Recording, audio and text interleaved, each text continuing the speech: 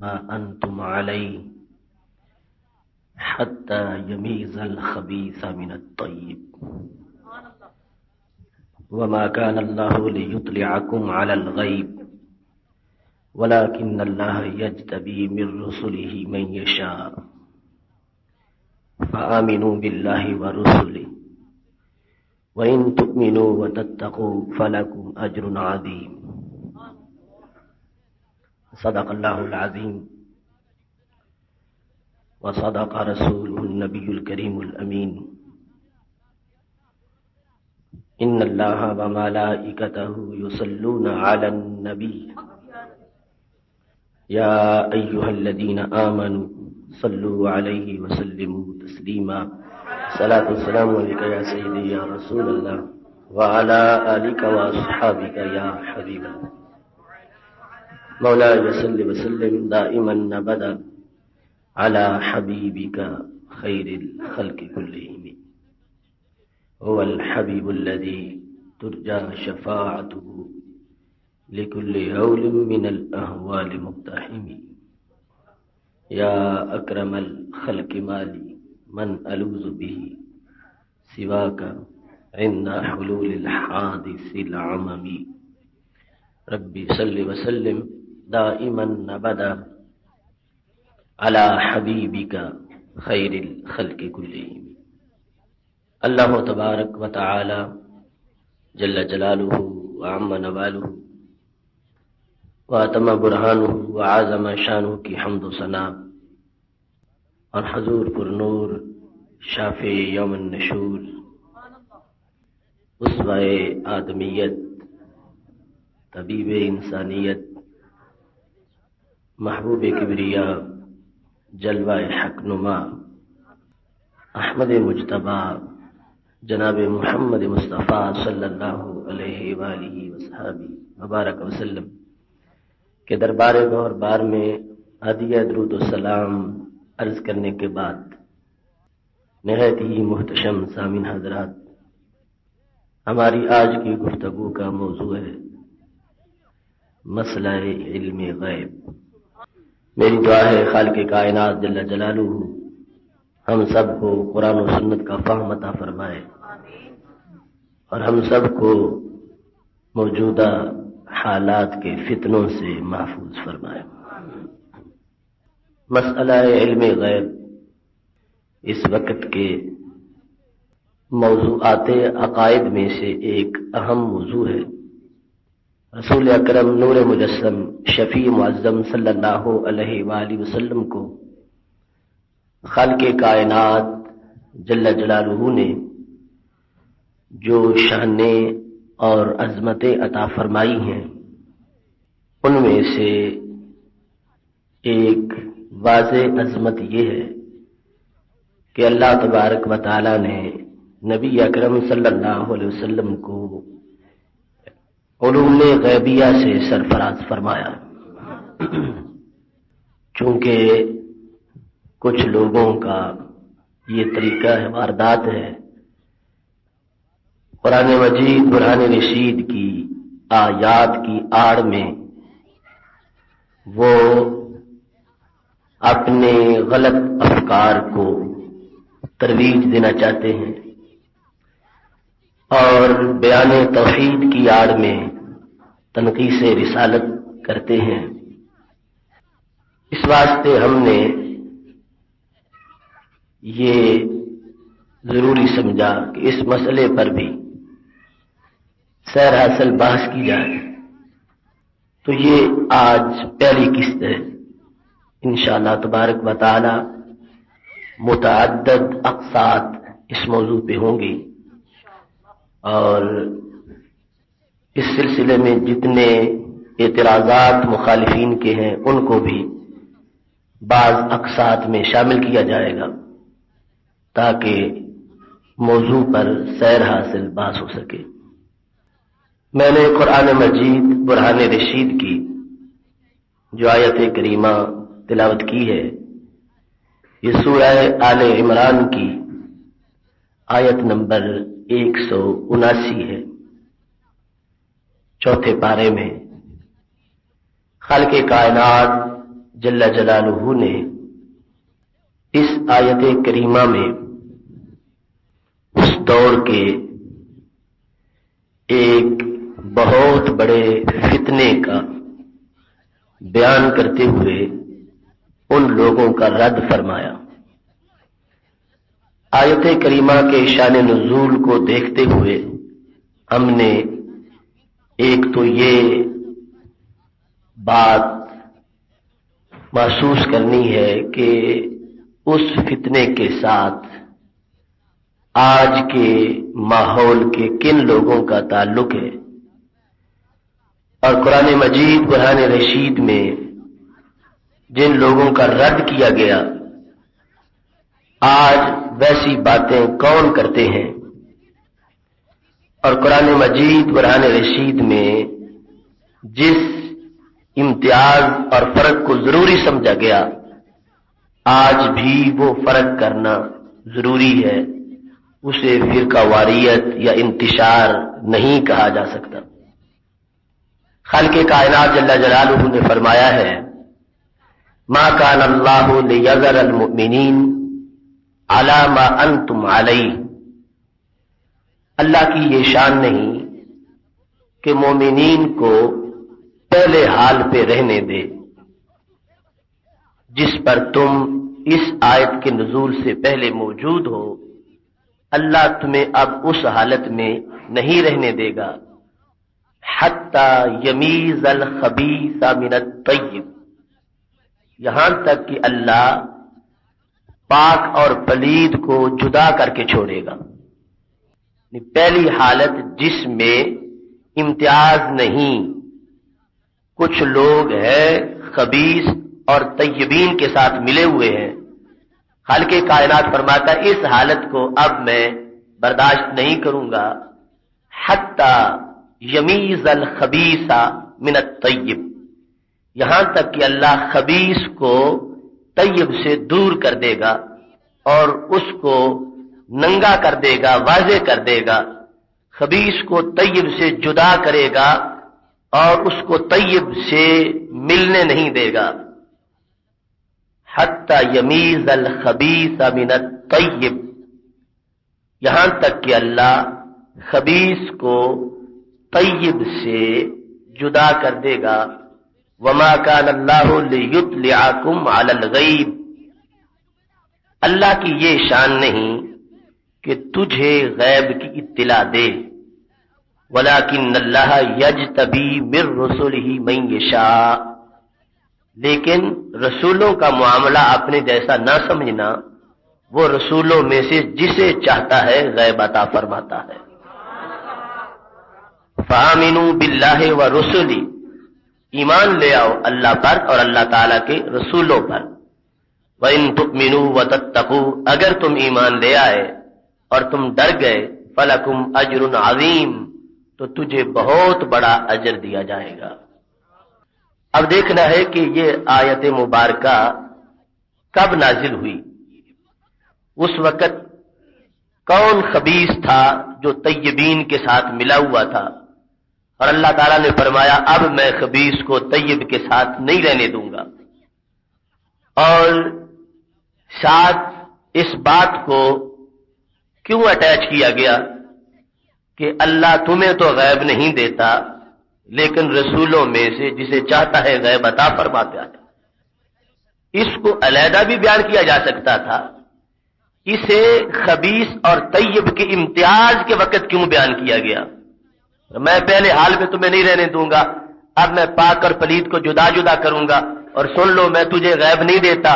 لیکن میں اپنے محبوبوں کو غیب دیتا ہوں۔ اس حکم کو یہاں بیان کرنے کا مقصد کیا تھا؟ تو جب شان نزول سامنے آئے گا تو آیت مبارکہ کے ہر لفظ کی سمجھ آ جائے گی، اور موجودہ حالات کے لحاظ سے اس آیت کا جو ہمارے لیے حکم ہے اور اس کا جو مضمون بیان کرنے کی ضرورت ہے وہ ہر چیز واضح ہو جائے گی۔ اس کا ایک شان نزول ابو حیان غرناطی جو کہ سرزمین اندلس کے بہت بڑے مفسر ہوئے ہیں، انہوں نے اپنی تفسیر البحر المحیط میں اس کو بیان کیا ہے۔ کہتے ہیں کہ کفار کا یہ قول تھا نشنو اکثر اموالم و اولادا اللہ کان الوحی الینا، ہم ان سے یعنی حضرت محمد مصطفیٰ صلی اللہ علیہ وسلم سے مال بھی زیادہ رکھتے ہیں، ہمارے بیٹے بھی زیادہ ہیں، ہم اموال اور اولاد کے لحاظ سے ہماری معاذ اللہ ان پر برتری ہے، تو وحی ہمارے پاس آنی چاہیے، ان کے پاس وحی کیوں آتی ہے؟ ہمارے پاس وحی آئے کہ جس طرح غیب کی خبریں یہ دیتے ہیں ہم بھی غیب کی خبریں دیں۔ اور دوسرا ان کا یہ قول تھا لماذا لا یکون جمیعنا نبیا، ہم سارے نبی کیوں نہیں، ہر ایک کی طرف وحی آنی چاہیے، ان کے پاس وحی کیوں آتی ہے؟ تو خالق کائنات جل جلالہ نے فرمایا ما کان اللہ لیطلعکم علی الغیب، تمہاری ایسی صلاحیت نہیں کہ تجھے غیب دیا جائے، ولکن اللہ یجتبی من رسلہ من یشاء، غیب کے خزانے لے کے برداشت کرنا یہ صلاحیت صرف پیغمبروں میں ہوتی ہے، ورنہ ان کے علاوہ کسی کو مل جائے غیب کی خبر ہو تو پتہ نہیں کیا فساد وہ برپا کر دے اور کس طرح کی تباہیاں اس کی وجہ سے زمانے میں پیدا ہو جائیں، کیونکہ قوت برداشت بھی چاہیے۔ اے کفار، تم میں وہ قوت برداشت نہیں ہے جو میں نے اپنے محبوب علیہ السلام میں رکھی ہے، تو میں خود جانتا ہوں کہ میں نے غیب کے خزانے کہاں رکھنے ہیں۔ لہذا خالق کائنات جل جلالہ نے اس آیت کے اندر جہاں پر ذکر علم غیب ہو رہا تھا یہ بیان کیا وما کان اللہ لیطلعکم علی الغیب۔ ابو حیان کہتے ہیں وما کان اللہ لیجعلکم عالمین بالغیب، اللہ کی یہ شان نہیں کہ تجھے عالم غیب بنا دے، اللہ کی یہ شان نہیں کہ تجھے غیب کا علم رکھنے والا بنا دے۔ کس طرح؟ من حیث یعلم الرسول صلی اللہ علیہ وسلم، کہ جس طرح رسول اکرم صلی اللہ علیہ وسلم جانتے ہیں تم بھی جاننا شروع کر دو۔ فرمایا اللہ کی یہ شان نہیں کہ تم جیسوں کو یہ منصب عطا کرے اور تم جیسوں کو یہ عظمت عطا کرے، تمہارے پاس ایسی وسعت نہیں ہے کہ تم ایسے علم کو سمیٹ سکو، تم یہ اصرار کیوں کرتے ہو اور تم یہ تقاضا کیوں کرتے ہو کہ تمہیں میں ایسا غیب دے دوں وَتَكُونُوا مستغنین عنہ، اور تم ان کے غیب سے بے نیاز ہو جاؤ کہ یہ خبریں جو رسول اکرم صلی اللہ علیہ وسلم دیتے ہیں یہ تم دینا شروع کر دو، اور تم یہ چاہتے ہو کہ ہمیں اس خبر کے شعبے کے اندر دلچسپی تو ہے کہ فرش پہ بیٹھ کے عرش کی بات کرنا یہ نبی کرتے ہیں، ہمیں بھی یہ منصب ملنا چاہیے تاکہ ہمیں ان کے پاس جانا نہ پڑے۔ تو خالق کائنات نے فرمایا نہیں نہیں، تمہیں یہ شان نہیں مل سکتی، میں نے اس منصب کے لیے ان کو چن رکھا ہے، لہذا اگر تم عالم غیب اللہ کی تم عظمتوں کو جاننا چاہتے ہو اور اللہ تبارک و تعالیٰ کی طرف سے سعادتوں کا حصول چاہتے ہو تو پھر ان کے پاس آ جاؤ، کیونکہ انہیں اس شان کے لیے میں نے ازل سے چن رکھا تھا۔ اس شان نزول کے مطابق یعنی کفار کو حسرت یہ تھی یہ غیب کی خبر دیتے ہیں، ہمیں پتہ نہیں چلتا، ہمیں دیوار کے پیچھے کی بھی خبر نہیں، یہ شرق و غرب کی خبریں رکھتے ہیں، ہم کچھ نہیں جانتے، یہ عرش کی باتیں بھی بتاتے ہیں، یہ جنت کے ماحول کی بھی باتیں کرتے ہیں، یہ دوزخ کا بیان بھی کرتے ہیں، یہ باس بعد الموت اور قیامت کے ہر مرحلے کا ذکر بھی کرتے ہیں۔ ان کے علم کو دیکھ کر لوگ مائل ہوتے ہیں، متوجہ ہوتے ہیں، ان کا کلمہ پڑھ جاتے ہیں۔ تو خالق کائنات ہمیں بھی ایسا وصف عطا کرے، ہم خود خبریں دیں، ان کی خبروں کے محتاج نہ رہے۔ خالق کائنات نے فرمایا میں تمہیں نہیں دوں گا، جو بھی اس حکمت کو سمجھنا چاہے گا اس کو میرے غیب دان نبی کے پاس آنا پڑے گا۔ ما کان اللہ لیطلعکم علی الغیب ولکن اللہ یجتبی من رسلہ من یشاء، فرمایا وہ اللہ جو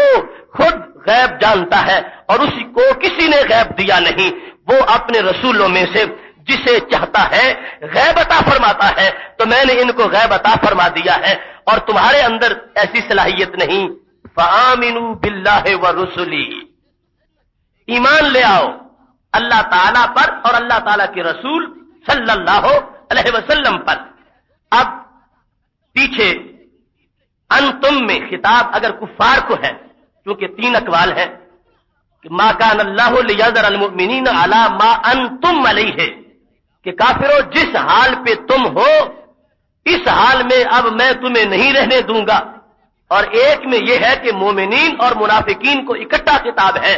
کہ جس حال میں پہلے چل رہا ہے کہ جہاں مومن نماز پڑھتا ہے وہاں منافق بھی آگے پڑھتا ہے. مسجد نبوی شریف میں مومن کے ساتھ منافق بھی کھڑا ہے، اور اسلام کی چھتری کے نیچے مومن کے ساتھ منافق بھی موجود ہے، اور اسلام کی ظاہری جو سہولتیں ہیں وہ مال غنیمت کے لحاظ سے اور دیگر چیزوں میں مومن کے ساتھ منافق کو بھی حاصل ہے. فرمایا اب یہ کام نہیں چلے گا، میں پاک اور پلیت جدا جدا کر دوں گا. میرے محبوب علیہ السلام کی مسجد میں وہی نماز پڑھے گا جو ہمارے معیار کے مطابق ہوگا، اور جو ان کی عظمتوں کا انکار کرنے والا ہوگا ہم اس کو ان پاکوں سے جدا کر دیں گے. اب فآمنوا باللہ ورسلی، اس کے 2 ترجمے بنیں گے. منافقین کو خطاب ہے تو مطلب یہ ہے کہ اگرچہ تم مومن کہلواتے ہو مگر ابھی تک تم مومن نہیں ہو. آمنو، ایمان لے آؤ اللہ پر اور اللہ کے رسولوں پر. اس سے پہلے جو تم نے کلمہ پڑھا تھا اس کی تم پر کوئی تاثیر نہیں ہے، اب بھی تمہارے اندر خرابیاں موجود ہیں، لہذا نئے سرے سے ایمان لے آؤ. کس بات پر؟ ابو حیان کہتے ہیں اس بات پر کہ اللہ تبارک و تعالی یختار من رسلہ من یشاء فیطلعہ علی الغیب، کہ اللہ رسولوں میں سے جسے چاہتا ہے غیب عطا فرماتا ہے. اس بات پہ ایمان لے آؤ کہ اللہ غیب دینے والا ہے اور اللہ تعالیٰ کے نبی غیب لینے والے ہیں. یہ ایمان لے آؤ. اس ایمان پر اگر تم آ جاؤ گے وَإِن تُؤْمِنُوا وَتَتَّقُوا، اگر یہ ایمان لے آؤ گے اور پھر متقی بن جاؤ گے، فَلَكُمْ أَجْرٌ عَظِيمٌ، تجھے بہت بڑے اجر سے نواز دیا جائے گا. اور منافقین کی صورت میں، کفار کی صورت میں جب خطاب ہے ان کو، انہیں دعوت دی جا رہی ہے کہ آؤ تم مان لو، تم چاہتے ہو کہ ہمیں یہ عظمتیں ویسے ہی مل جائیں، ہم نے تمام تر عظمتوں کا محور ان کی دہلیز کو بنایا ہے. ان کی غلامی میں آ جاؤ گے، ان کی وساطت سے پھر ولی کو بھی ادراک ہونا شروع ہو جائے گا. ان کے پاس بیٹھنے کی وجہ سے ان کا علم آگے سرایت کر جائے گا، مگر ان کے بغیر، ان کے وسیلہ کے بغیر، ان کے ذریعہ کے بغیر جو کسی غیب کا دعوے دار ہوگا، جھوٹا ہوگا، کذاب ہوگا، اس کی کوئی حیثیت نہیں ہے. ہم نے براہ راست اپنے پیغمبروں کو دیا ہے، اور پیغمبروں کی غلامی سے اور غلاموں کے معیار کے مطابق انہیں پھر اس چیز کا ادراک اور احساس ہو سکتا ہے. محتشم سامعین حضرات، اس کا دوسرا شان نزول جو ہے وہ زیادہ وضاحت سے ہے، جس کو تفسیر خازن میں، تفسیر مظہری میں تفصیل سے بیان کیا گیا. ابن جریر نے اور دیگر درجنوں تفاسیر نے کچھ حصے کو بیان کیا، اور حضرت امام بخاری رحمۃ اللہ علیہ نے اپنی بخاری شریف میں اس کے بہت سے حصے کو تفصیل سے بیان کیا. وہ یہ ہے کہ امام سدی جو حدیث کے بہت بڑے تفسیر کے امام ہیں، وہ کہتے ہیں کہ ایک دن نبی اکرم صلی اللہ علیہ وسلم اپنے صحابہ کرام علیہم رضوان کے اجتماع میں تھے، تو آپ صلی اللہ علیہ وسلم نے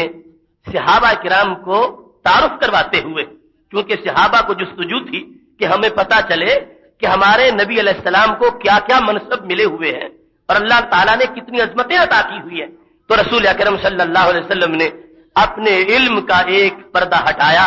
اور فرمایا میرے صحابہ دیکھو مجھے اللہ نے یہ وسیع علم عطا فرمایا ہے. کیا انداز تھا؟ فرمایا عرضت علی امتی کما عرضت علی آدم فی صورها فی التین وعلمت من یؤمن بی ومن یکفر بی. فرمایا اللہ نے مجھ پر ساری امت کو پیش کیا، قیامت تک جتنے لوگ پیدا ہونے والے تھے سب کے سب اللہ نے میرے سامنے رکھ دیے، یعنی مستقبل کو میرے لیے حال کی طرح سامنے رکھ دیا. قیامت تک جس جس بندے نے بھی پیدا ہونا تھا اللہ نے انہیں میرے سامنے کیا اور مجھے یہ بتا دیا کہ اے نبی یہ تمہاری غلامی میں آئیں گے اور فلاں فلاں کافر رہیں گے، تمہارا کلمہ نہیں پڑھ سکیں گے. فرمایا جس طرح ایک وقت تھا کہ حضرت آدم علیہ السلام کے سامنے ان کی ساری ذریت کو پیش کیا گیا تھا،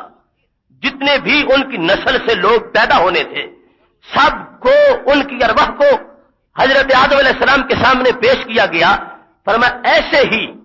میرے سامنے اللہ تبارک و تعالی نے یہ ساری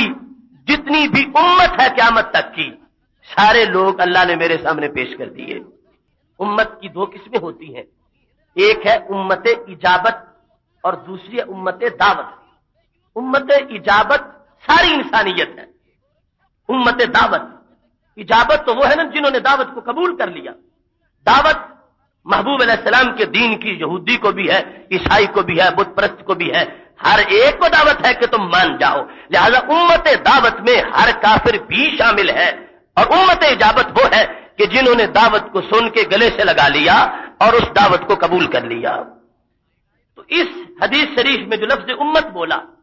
اس لفظ امت سے مراد امت اجابت نہیں, امت دعوت ہے. امت اجابت کا مشاہدہ بھی بہت بڑا مشاہدہ تھا کہ قیامت تک جن جن لوگوں نے کلمہ پڑھنا ہے میں نے سب کو جان لیا. صرف یہ نہیں, فرمایا یہاں امت دعوت ہے کیونکہ آگے بیان ہو رہا ہے او علم تو ان میں سے قیامت تک کے سارے انسان جب میرے سامنے رکھے گئے, او علم تو مجھے یہ اللہ کی طرف سے علم دیا گیا, میں یؤمن بی کہ کون میں مجھ پر ایمان لائے گا, ومن یکفر اور کون کفر کرے گا. تو پتا چلا ان میں کافر بھی موجود ہیں. تو خالق کائنات نے جو مشاہدہ کروایا اتنا بڑا مشاہدہ تھا, قیامت تک کا ہر فرد جس نے پیدا ہونا تھا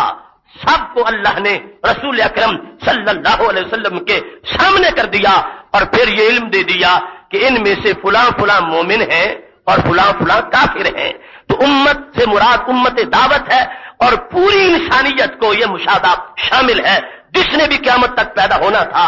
اس کا علم رسول اکرم صلی اللہ علیہ وسلم کو دے دیا گیا. اور یاد رکھنا اس مشاہدے کی گہرائی کتنی ہے. ایمان اور کفر ان دونوں کا تعلق دل کے ساتھ ہے.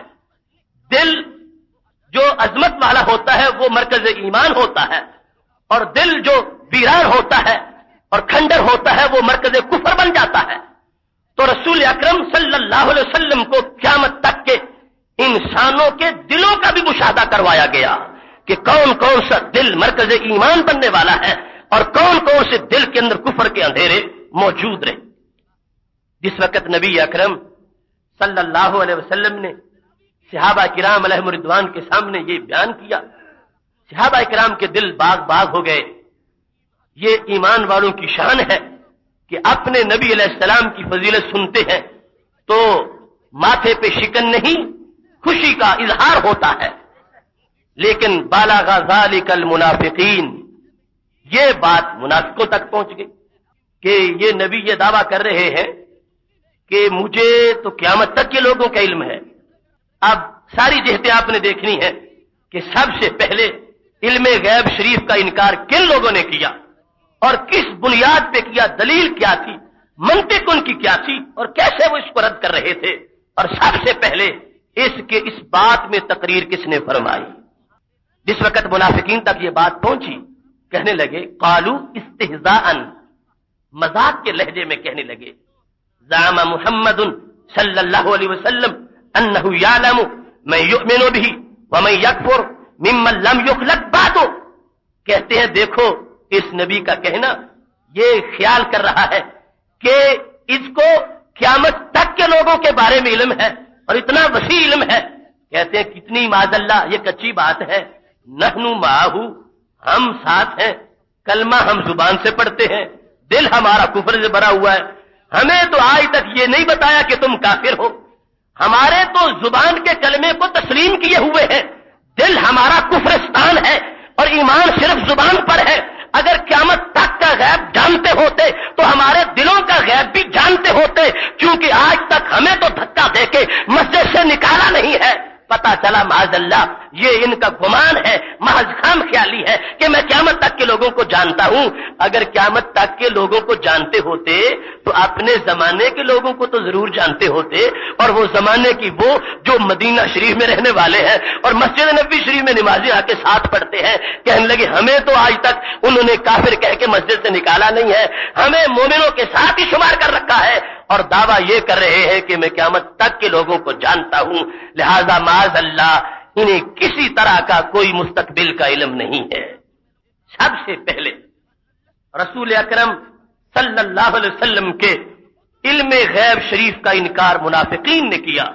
اس میں کوئی دوسرا قول نہیں ہے، کوئی دوسری جہت نہیں ہے، اور پوری ذمہ داری سے آیت کا شان نزول بیان کرتے ہوئے اس کو پیش کر رہا ہوں، اور کوئی دوسری جہت تفاسیر میں یہاں موجود ہی نہیں ہے کہ نبی اکرم نور مجسم شفیع معظم صلی اللہ علیہ وسلم نے علم غیب شریف کا اعلان کیا ہے، یہ خبر بیان کی ہے جس کا ہر لفظ علم غیب پر مشتمل ہے۔ منافقین کو یہ بات ہضم نہیں ہو سکی، وہ کفر باطنی جوش مار آیا ہے، ان کی دل کی خباثت ظاہر ہو گئی ہے، اور اپنی مجلس میں انہوں نے یہ بیٹھے کہہ دیا ہے کہ یہ نبی معاذ اللہ جھوٹ بولتے ہیں، اگر ان کو خبر ہوتی تو ہماری تو خبر ہوتی، ہمارا پتہ نہیں، دعوے مستقبل کے ہیں، لہذا ان کو علم غیب نہیں ہے۔ جب انہوں نے اپنی مجلس میں بات کی،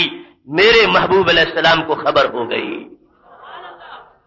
رسول اکرم صلی اللہ علیہ وسلم نے فرمایا میرے صحابہ ممبر رکھو، ممبر رکھا گیا، نبی اکرم صلی اللہ علیہ وسلم ممبر پہ جلوہ گر ہوئے، وہ پیغمبر جو کبھی ممبر پہ خطبہ دیتے ہیں نماز کا، کبھی روزے کا، کبھی حج کا، کبھی زکات کا،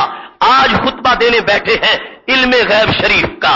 صحابہ کرام علیہم رضوان کا اجتماع ہے، نبی اکرم صلی اللہ علیہ وسلم محو خطاب ہے، حمد اللہ و اثنا علیہ،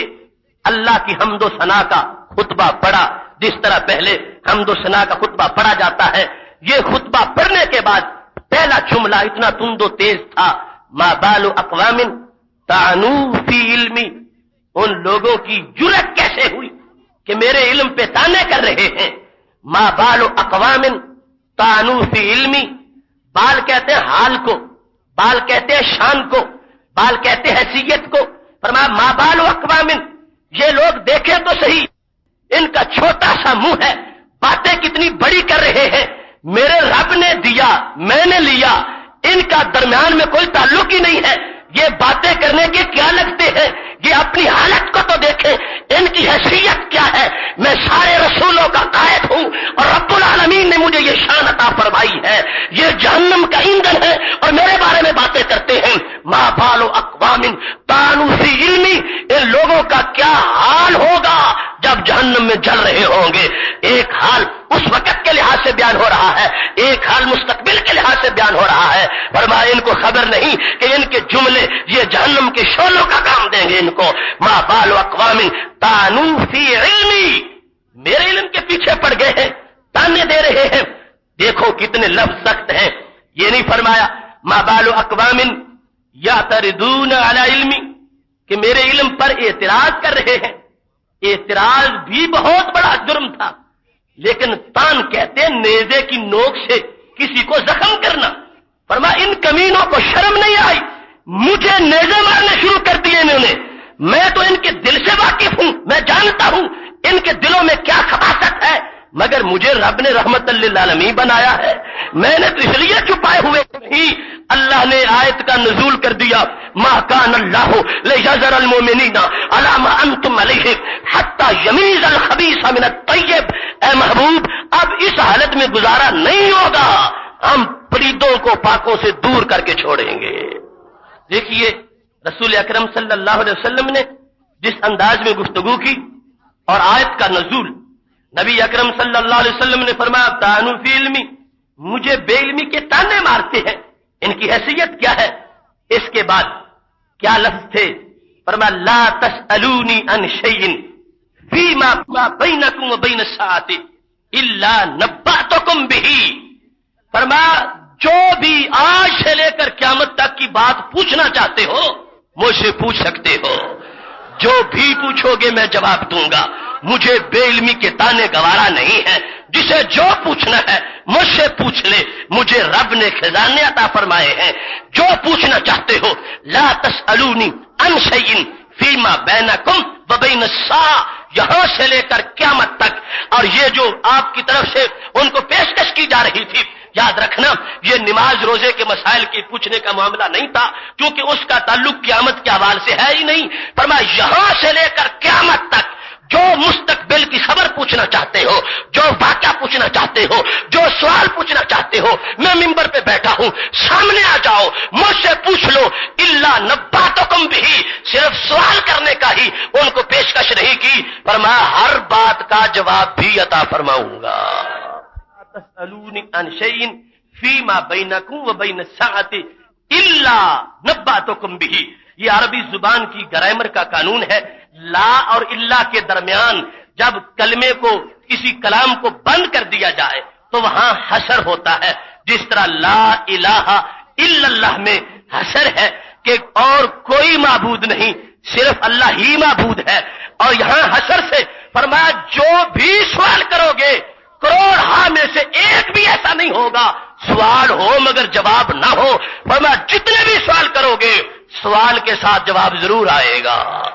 لا اور الا کے ساتھ کلام کو مربوط کر کے بیان کر دیا، لا تسألونی عن شیء فیما بینکم وبین الساعۃ الا نباتکم بھی، فرمایا جو بھی سوال آئے گا قیامت تک کا ہو، ہر سوال کا جواب عطا فرماؤں گا۔ رسول اکرم نور مجسم شفیع معظم صلی اللہ علیہ وسلم نے زبان نبوت سے ممبر پہ بیٹھے اعلان کر دیا ہے، اور آج کے لوگوں کو بھول ہے کہ کل کی بات نہیں جانتے، پرسوں کی نہیں جانتے، میرے محبوب علیہ السلام نے قیامت تک کی کوئی بات پوچھ لو، اور میں یہ پیشکش بھی کر رہا ہوں کہ سوال کر لو، اور ساتھ اعلان کر رہا ہوں پہلے ہی،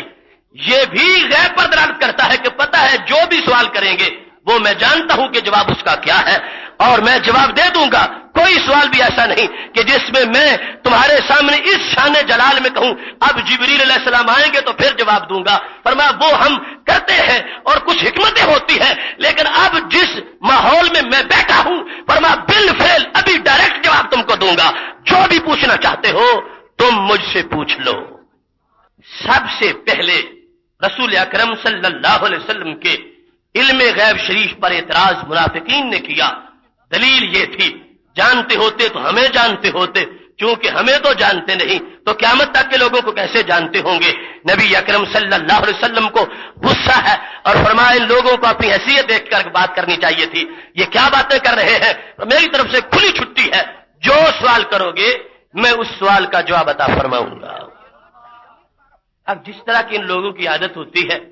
اعتراض کے وقت شیر ہوتے ہیں اور لیکن جب محاسبہ ہوتا ہے تو پھر بھاگ جاتے ہیں۔ اب اس اجتماع میں سے جب رسول اکرم صلی اللہ علیہ وسلم جلال پر ہے، کوئی اٹھ کے پوچھ ہی نہیں رہا، جو علیحدہ بیٹھے اعتراض کر رہے تھے کہ پتہ نہیں ہے، آتا نہیں ہے، اب کوئی اٹھتا نہیں۔ ایک صحابی سچے عقیدے والے اٹھے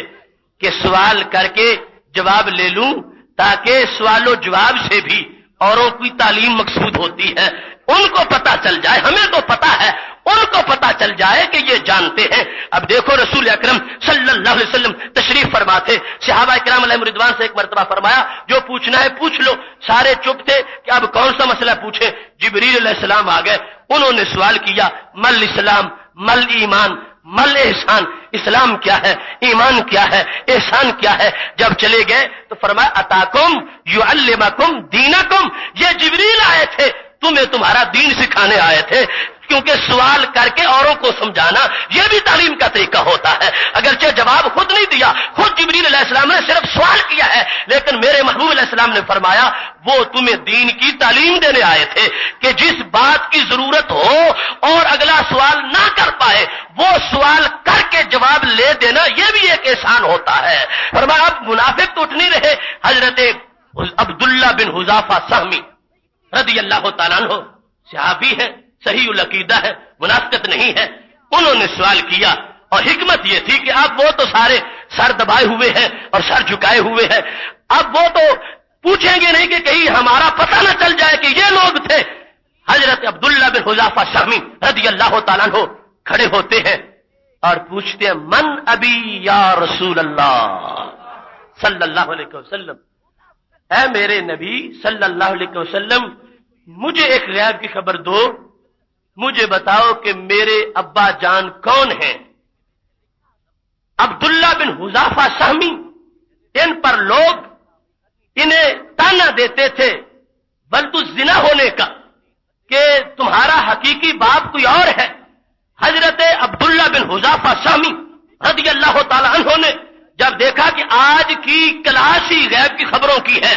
لہذا میں بھی پوچھ لوں، اگر باقی میں کسی اور کا ہوں تو پھر مجھے غصہ نہیں کرنا چاہیے، اور اگر نہیں تو مجھے سرٹیفکیٹ مل جائے گا۔ اب یہ نہیں پوچھ رہے تھے کہ میری امی کا نکاح کس سے ہوا ہے، یہ پوچھتے تھے من ابھی کہ میں حقیقت میں کس کا نطفہ ہوں، میں اولاد کس کی ہوں۔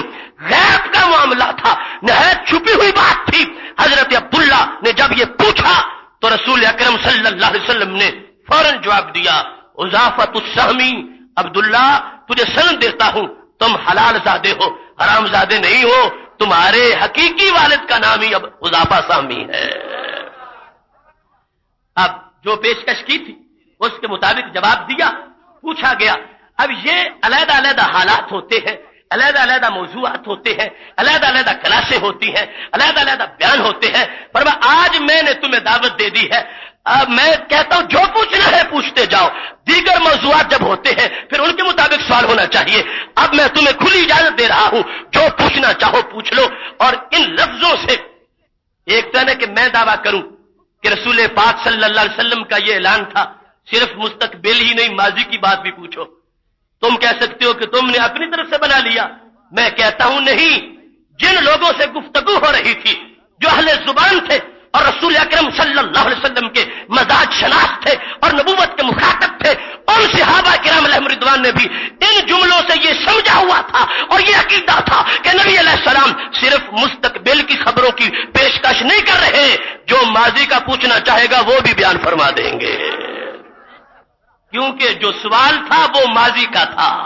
جو سوال ہوا وہ ماضی کا تھا۔ اور سرکار نے یہ نہیں فرمایا کہ میں نے تو کہا تھا قیامت تک کی بات پوچھو، تم نے ماضی کی شروع کر لی ہے۔ جب حضرت عبداللہ رضی اللہ تعالیٰ عنہ نے پوچھا کہ آج سے کئی سال قبل جب میں پیدا ہوا تھا اس وقت میری بنیاد کس کے نطفے سے تھی، یہ ماضی کی خبر جب انہوں نے پوچھی تو میرے محبوب علیہ السلام نے وہ خبر بھی فوراً بیان کر دی۔ لہذا صحابہ کرام علیہم رضوان کا عقیدہ تھا، ما کانا بھی جانتے ہیں، ما یکون بھی جانتے ہیں، ماضی کو بھی جانتے ہیں، مستقبل کو بھی جانتے ہیں، پیشکش کو اس انداز میں سمجھا ہے، سوال کیا ہے، رسول اکرم صلی اللہ علیہ وسلم نے فوراً جواب ارشاد فرما دیا ہے۔ اب جواب سامنے آ گیا، پھر کسی کو شک کی گنجائش نہیں ہے۔ رسول اکرم صلی اللہ علیہ وسلم مسلسل یہ لفظ بول رہے ہیں کہ سلونی سلونی، پوچھو پوچھو، مجھ سے پوچھو، مسلسل یہ الفاظ ہے، اور ساتھ یہ جملہ بول رہے حل انتم منتہون، میرے علم پر اعتراض کرنے والوں تم کب بس کرو گے، تمہارا خاتمہ کب ہوگا، کب تم یہ بری حرکت چھوڑو گے، حل انتم منتہون، کیا تم ختم ہونے والے نہیں ہو، کیا تمہاری یہ بات ختم نہیں ہوگی، یہ تمہارے اعتراض ختم نہیں ہوں گے۔ رسول اکرم صلی اللہ علیہ وسلم نے مسلسل یہ جملہ بولا ہے، اور اس انداز میں آپ اپنی طرف سے ناراضگی کا اظہار کر رہے تھے۔ اب محفل ایسی تھی، صحابہ کرام علیہم رضوان کے آنسو نکل آئے، زور زور سے رونا شروع کر دیا ہے کہ نبی اکرم صلی اللہ علیہ وسلم کہیں ہم سے تو ناراض نہیں ہو رہے، ہم میں سے کسی نے اعتراض ہی نہیں کیا، اتنا غصہ ہے، اتنا چہرہ سرخ ہے، اور مسلسل حل انتم منتہون، تم کب چھوڑو گے۔ جس وقت یہ بات تھی سب نے اب اپنے آپ کو ہر بندہ دیکھ رہا ہے، کسی کی جرأت نہیں آگے سے کچھ یہ کہہ سکے کہ یا رسول اللہ صلی اللہ علیہ وسلم ہم نے تو اعتراض نہیں کیا تھا، ہم تو وہ سچے ماننے والے ہیں۔ حضرت عمر رضی اللہ تعالی عنہ اٹھے، اور ایک روایت میں پورا اٹھ بھی نہ سکے، گھٹنوں کے بل کھڑے ہو کے کہتے ہیں یا رسول اللہ صلی اللہ علیہ وسلم رضینا باللہ ربا وبالاسلام دینا وبمحمد النبی صلی اللہ علیہ وسلم وبالقرآن اماما۔ مطلب یہ تھا ہم نے تو سب کچھ چھوڑا تھا یہ مسکراتا چہرہ دیکھنے کے لیے، اگر آج آپ بھی ہم سے ناراض ہو گئے ہم سے زیادہ خسارے میں کون ہوگا۔ یا رسول اللہ صلی اللہ علیہ وسلم ہم اللہ کو رب مانتے ہیں، اسلام کو دین مانتے ہیں، قرآن کو امام مانتے ہیں، باب محمد النبی، اور حضرت محمد صلی اللہ علیہ وسلم کو غیب دان مانتے ہیں۔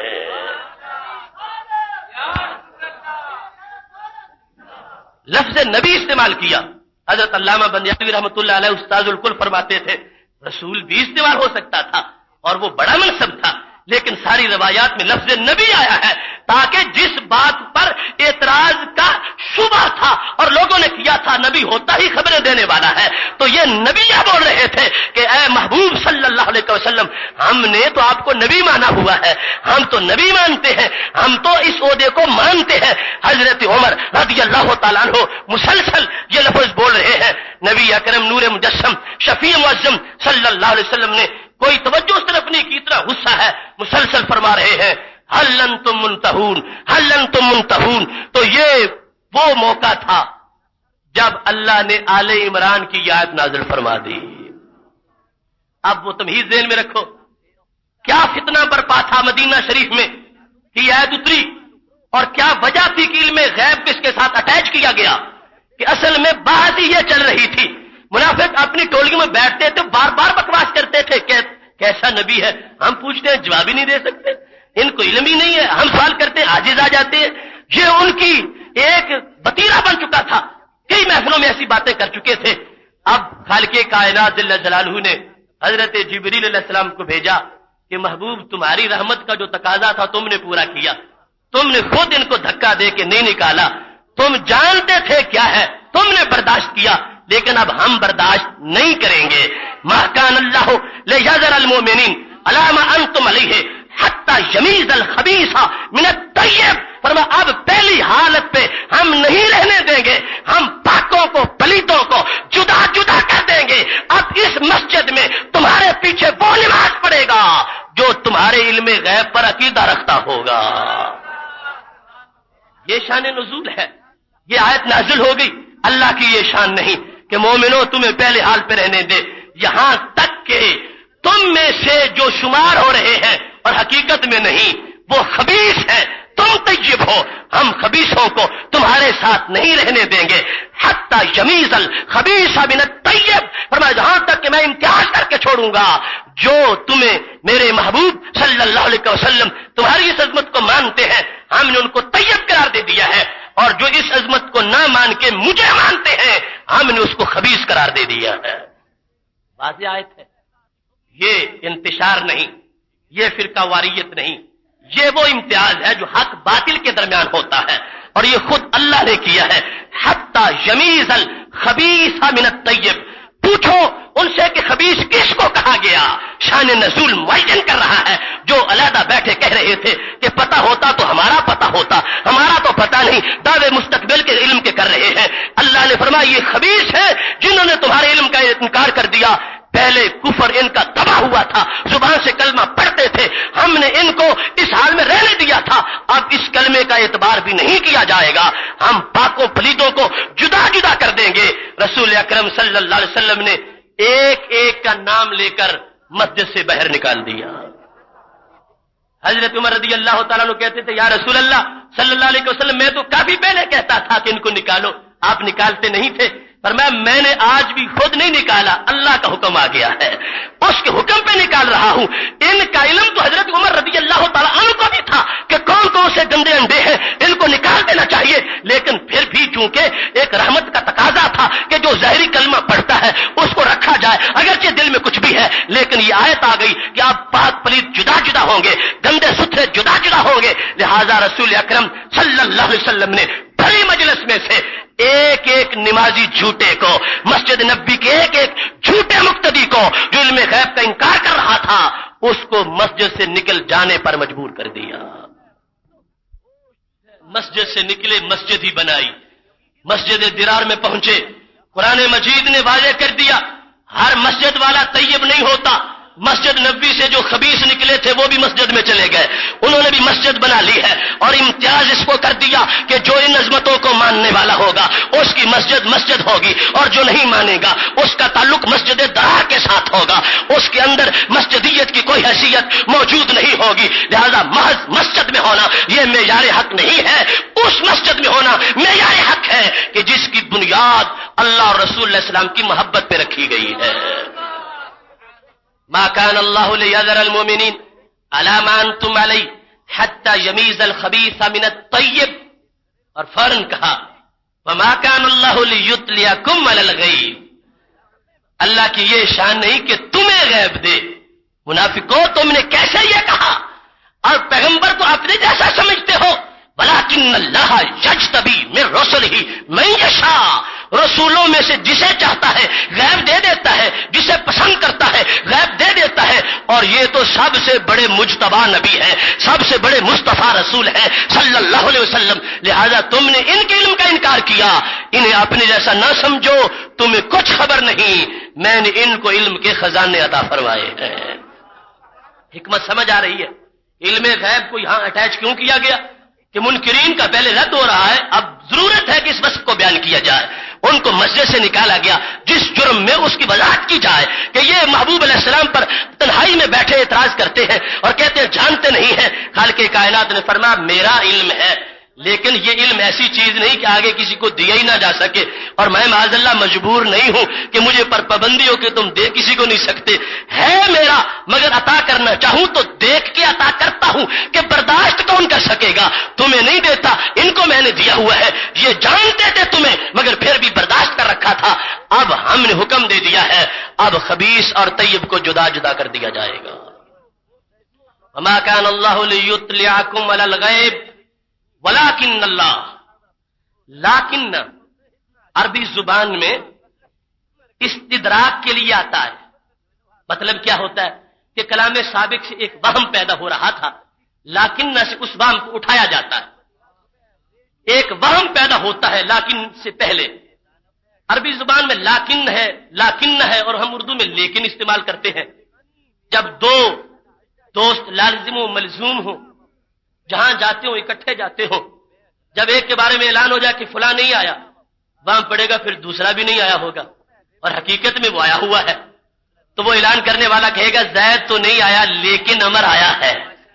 کہ زید کی نفی سے لوگ سمجھ رہے تھے کہ دونوں پکے اکٹھے ہی آتے ہیں، اگر زید نہیں آیا تو عمر کیسے آیا ہوگا؟ زید نہیں آیا، ما جاء زید لیکن عمر جاء، زید نہیں آیا لیکن عمر آیا ہے، تو لیکن سے بھی جو کلام سابق میں ایک وہم پیدا ہو رہا تھا اس وہم کو اٹھایا گیا ہے، اور عربی زبان کی تو اس سے کہیں زیادہ بلاغتیں ہیں۔ جس وقت یہ فرمایا ما کان اللہ لیطلعکم علی الغیب، اللہ کی یہ شان نہیں کہ تمہیں غیب دے، وہم پیدا ہو رہا تھا، پھر تو نبی علیہ السلام کو بھی نہیں ہوگا، اللہ نے دور کر دیا اس وہم کو۔ لیکن اللہ یجتبی من رسلہ من یشاء، تمہیں تو غیب نہیں دیتا لیکن اپنے محبوب کو غیب دے دیا ہے۔ یہ لیکن کا مطلب ہے لیکن اللہ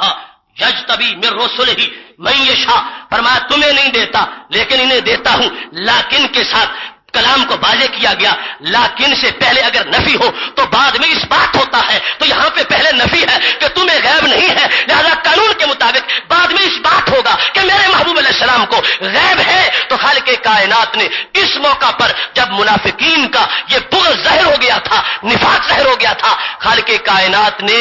اس آیت کے ذریعے سے ان کا آپریشن مکمل کر دیا، فرمایا تمہارا ایمان جو ظاہری تھا وہ بھی اب معتبر نہیں ہے، باطن میں ویسے ہی کفر تھا، اب ہم نے تم کو خبیث قرار دے کر اپنی مسجد سے باہر نکال دیا ہے۔ لیکن اللہ یجتبی من رسلہ من یشاء، اللہ اپنے رسولوں میں سے جسے چاہتا ہے غیب عطا فرما دیتا ہے۔ تو اس سے اس بات کو واضح کر دیا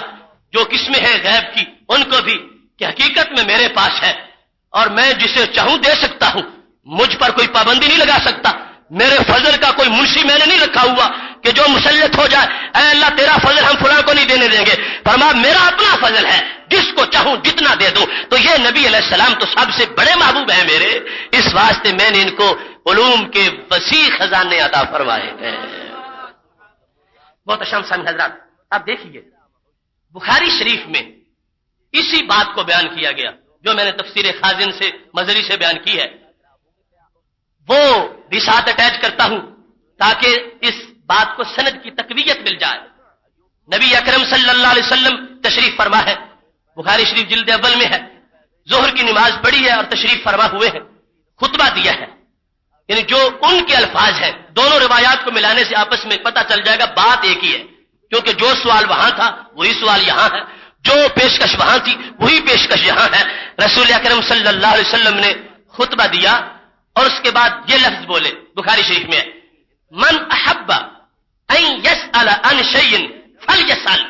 فرمایا جس بندے کو کوئی سوال کرنا ہے سوال کر لے، من احب ان يسأل عن شيء، کسی شے کے بارے میں جو بندہ کوئی پوچھنا چاہتا ہو وہ مجھ سے سوال کر لے. فرمایا لا تسألونی عن شیء الا اخبرتکم بہ. وہاں تھا نبأتکم، یہاں اخبرتکم. فرمایا جس چیز کے بارے میں بھی سوال کرو گے میں تم کو اس کا جواب ارشاد فرماؤں گا. یہاں ساتھ لفظ یہ ہے ما دمت فی مقامی ھذا. جب تک میں یہاں بیٹھا ہوں سوال کرو میں جواب دیتا ہوں. کچھ لوگ یہاں پھر ڈنڈی مارنے کی کوشش کرتے ہیں کہ یہ قید لگا دی، اب کرو تو دوں گا، بعد میں کرو تو مجھے نہیں آئے گا. ما دمت فی مقامی ھذا کا مطلب یہ تھا کہ کسی وقت میرا اپنا جو ذوق ہوتا ہے وہ یہ ہوتا ہے کہ میں نماز کی حکمتیں بیان کروں، روزے کے مسائل بیان کروں، میں اللہ تعالیٰ کی معرفت کی باتیں بتاؤں. اب میں نے یہ موضوع چھیڑا ہوا ہے، جس کو چاہیے اب مجھ سے پوچھ لے. میں بیٹھا ہوں یہاں پر، یہ مطلب نہیں تھا کہ بعد میں مجھے آئے گا نہیں، مطلب یہ تھا کہ موضوع اب جاری ہے غیب کی خبروں کا. جس نے پوچھنی ہو سامنے آ جائے اور مجھ سے غیب کی خبریں پوچھ لے. حضرت عبداللہ اٹھے رضی اللہ تعالیٰ عنہ، کہتے ہیں من ابی یا رسول اللہ صلی اللہ علیہ وسلم، میرا باپ کون ہے مجھے یہ خبر دو. صحیح بخاری شریف میں ہے نبی اکرم صلی اللہ علیہ وسلم کی پیشکش موجود ہے. صحابہ نے جو سوال کیا ماضی کا وہ موجود ہے. من نبی، میرے والد کون ہے؟ نبی اکرم صلی اللہ علیہ وسلم نے جواب نہیں دیا کہ حذیفہ تم مطلب غلط سمجھو، میں نے تو کہا تھا کوئی قریب کی بات پوچھو، کوئی نماز روزے کی بات پوچھو، تم نے یہ غیب کی خبریں شروع کر دی ہیں. جب سوال کو مسترد نہیں کیا، پتا چلا فرمایا یہ تھا کہ خبریں غیب کی پوچھو. انہوں نے پوچھی ہے تو رسول اکرم صلی اللہ علیہ وسلم نے فوراً فرمایا حذیفہ السہمی، تمہارے ابا جی کا نام حذیفہ سہمی ہے.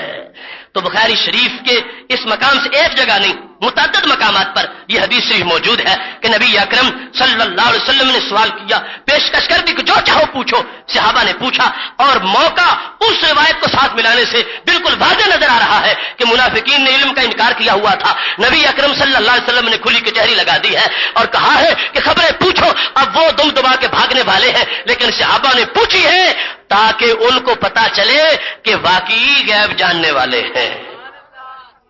اب یہ لوگ جو ہیں ان کے بارے میں یہ کہا جائے گا کہ ان کو معاذ اللہ بعد والے کسی نے عقیدہ سکھایا ہے. اگر رسول اکرم صلی اللہ علیہ وسلم کے بارے میں علم غیب کا عقیدہ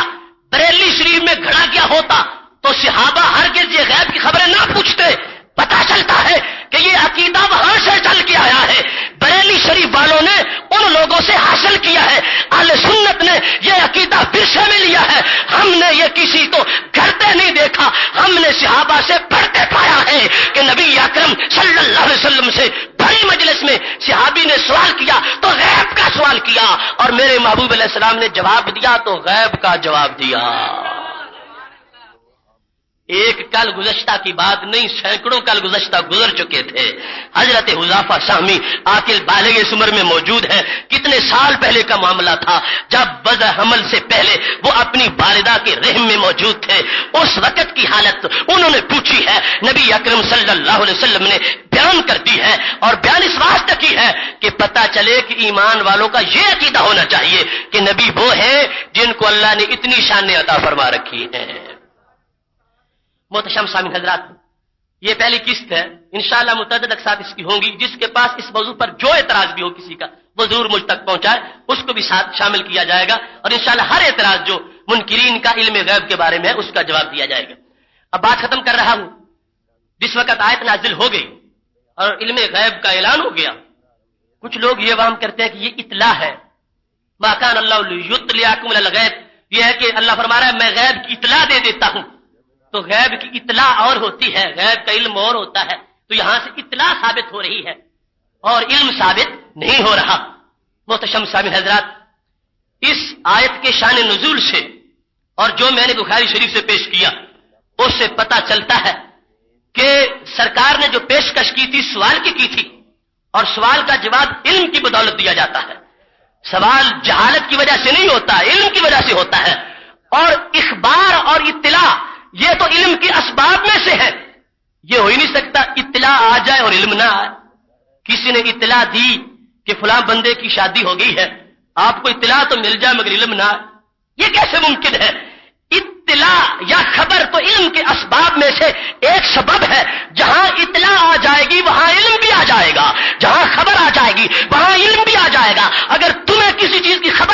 ساتھ علم بھی آ جاتا ہے، اطلاع ملے ساتھ علم بھی آ جاتا ہے، تو میرے محبوب علیہ السلام کے بارے میں اللہ فرما رہا ہے ہم نے ان کو غیب کی اطلاع دے دی ہے۔ تو غیب کی اطلاع دینا ہی اس بات کا اعلان ہے کہ ہم نے ان کو غیب کا علم عطا فرما دیا ہے۔ اسی واسطے حضرت ابو حیان اندلسی نے البحر المحیط میں یہ لفظ عالم بولا کہ وہ کافر کہتے تھے ہمیں بھی علم غیب ملے، اور منافقین بھی علم غیب کی بات کر رہے تھے، لہذا جو مسئلہ چھڑا ہوا تھا اعتراض کا جواب اسی کا دیا جا رہا ہے کہ یہ کہتے علم غیب نہیں ہے، لوگوں ہم نے ان کو علم غیب عطا فرمایا ہے۔ اطلاع کا لفظ صرف عطائی کو ثابت کرنے کے لیے کہ ہم دے رہے ہیں اور ہم ان کو مطلع فرما رہے ہیں۔ اب دیکھیے آیت میں 3 جگہ لفظ ایمان آیا۔ پہلا ما کان اللہ لیذر المؤمنین، پھر فآمنوا باللہ ورسلہ، پھر وَإِن تُؤْمِنُوا وَتَتَّقُوا۔ تو اس آیت میں اللہ نے ان لوگوں کو جو پہلے صرف زبان سے کلمہ پڑھتے تھے انہیں ایک مرتبہ ایک قول کے مطابق مومنین میں شمار کیا کہ جن پر اب لفظ مومن عرف میں بولا جاتا ہے کہ مسجدوں میں آ کے نماز پڑھتے ہیں، ان میں سے کچھ لوگوں کو فرمایا آمنو، اب کلمہ پڑھو۔ آمنو وہ ایمان تمہارا نہیں جو علم غیب کے ماننے کے بغیر ہے، آمنو باللہ ورسلہ، اب ایمان لاؤ اللہ پر اور اللہ کے رسولوں پر، تم نے ان کو اپنے جیسا قرار دیا ہوا ہے اور علم غیب کا انکار کرتے ہو۔ آمنو باللہ ورسلہ، اے ظاہری مومنو، صرف زبان سے کلمہ پڑھنے والوں اور دل سے نہ ماننے والوں، اب ایمان لے آؤ اللہ تعالیٰ پر اور اللہ تعالیٰ کے رسولوں صلی اللہ علیہ وسلم پر، اور پھر ان تؤمنوا وتتقوا، اگر ایسا ایمان لاؤ گے پھر ہم تم کو اجر عظیم عطا فرمائیں گے۔